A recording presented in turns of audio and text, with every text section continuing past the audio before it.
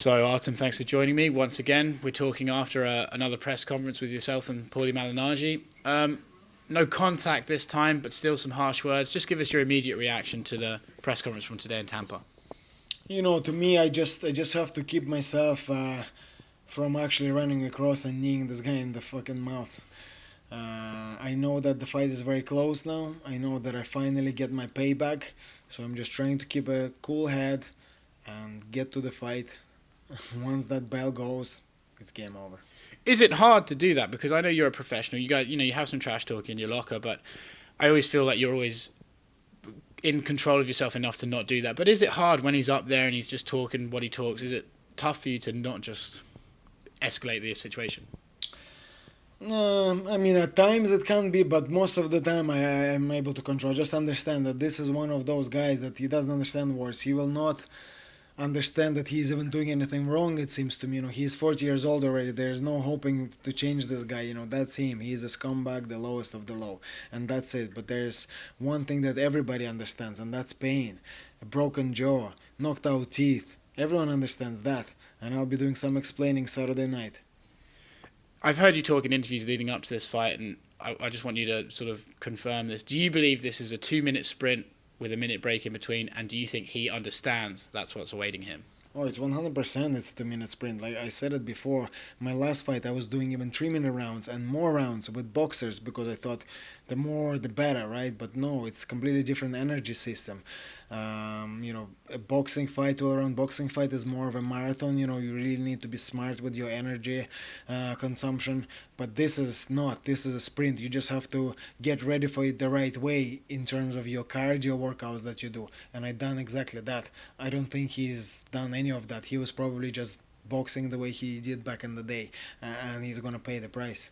Speaking of him boxing back in the day, I actually spoke to an old opponent of his, Ricky Hatton, earlier this week, and when I told him that Paulie was bare knuckle boxing, he was quite surprised. In fact, he almost had to try not to laugh. He said that Paulie has almost the style completely opposite to bare knuckle boxing. He doesn't like to stand and trade, and his right hand's been hurting him for years. Do you look at Paulie's style, his stick and move style, and just think, no, you think you can apply that to this, but you really can't? Yeah, I definitely look at that, and it's very difficult to do that in bare knuckle because if you even look the way it's being executed in boxing, they stick and move. But if the opponent kind of corners them, they just go into a clinch and then wait for the ref to break it up. There will be no breakup here. So once I will, yeah, he will run for a little bit, but I will corner him eventually, grab him, and that will be it. It's game over. And another thing, he actually, now that you mentioned Ricky Hatton, he said to me, "Oh, look how slow you are." He said the same thing to Ricky Hatton. "Look how slow you are," and look how that ended up. He got knocked the fuck out. This is going to be no different.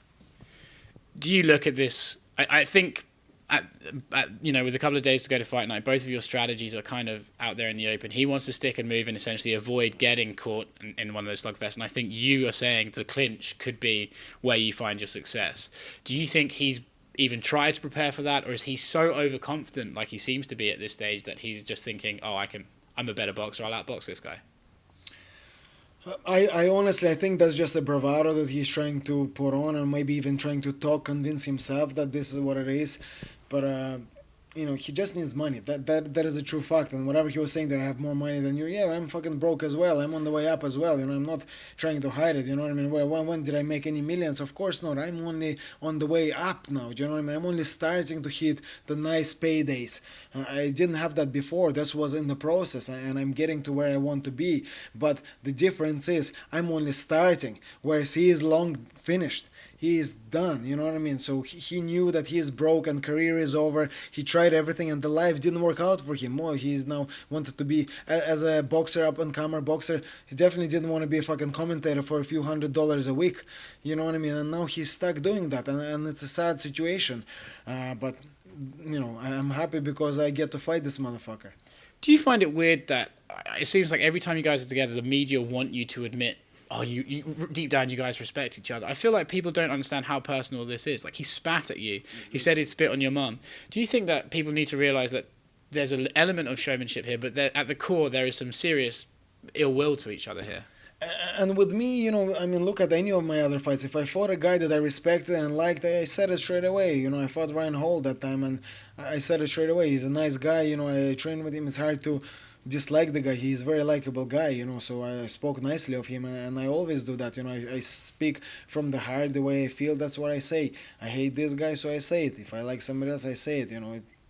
There is no show for me. It's too difficult as well. I'm not a fucking actor. Do you know what I mean? Pretend with this guy, pretend with another guy. No, I say what's on my mind, and that's it. If you win on Saturday night, how big is this for you? Not just for your career, but for your life in general. Well, this is my step into the professional boxing. Is the way I see it. He is two-time world champion. So a win over him. That's it. That opens the conversation. How will I do in the boxing ring? This is sort of MMA versus boxing, but this is still closer to boxing. There is some MMA elements, but we're still doing bare knuckle boxing, we're only using our hands. So me beating him at this, that sets a nice fight for me up against Amir Khan. He fought Paulie before, he beat Paulie. I'm gonna destroy Paulie, so let's me and Amir Khan fight after that. And conversely, just to get the other side, how bad would a loss be for Paulie, do you think, for his psyche, if anything? He needs the money. I think honestly he'll get over it. He's anytime he fought anyone that could fight, he lost. So he's well used to that. Yeah, he's gonna get his ass whooped. I don't give a fuck, to be honest, what happens to him afterwards. This whole thing is started from Paulie getting his ass whooped and then crying about it, and it's gonna end the exact same way. Him getting his ass whooped and then crying about it. Well, I'll just ask you one more question because you've been very generous with your time. When you look at this fight, it's with the bare knuckle element. It's sort of all you can imagine is chaos, especially with your last fight against Jason Knight. When you see the fight playing out, do you see any adversity? Do you just see yourself plowing through him? How do you see the fight playing out, and ultimately, how do you see it ending? I mean, look, you always have to be prepared for the worst, because this is a fight and anything can happen. You have to make sure that you get ready. You never want to take somebody lightly. But I honest to God, looking at this guy, I just struggle to see where he presents any trouble to me. He doesn't have any power. He even when he had the 12 rounds, he didn't put guys away. So what the fuck is he gonna do against me? His hands all broke up. He is very fragile. He is no clinch. So where is he gonna beat me here? You know what I mean? That's his only hope, is that he was hoping. I'm telling you, that's his hope now. Is just run away for the 5 rounds, and after the fight, just say, "Well, yeah, I lost on points, but look, I wasn't even training." That's what probably he's planning to do now. But it's not gonna go that way. He will be absolutely mangled, and he will not be able to speak after the fight. So that's it. Thank you very much, Artem.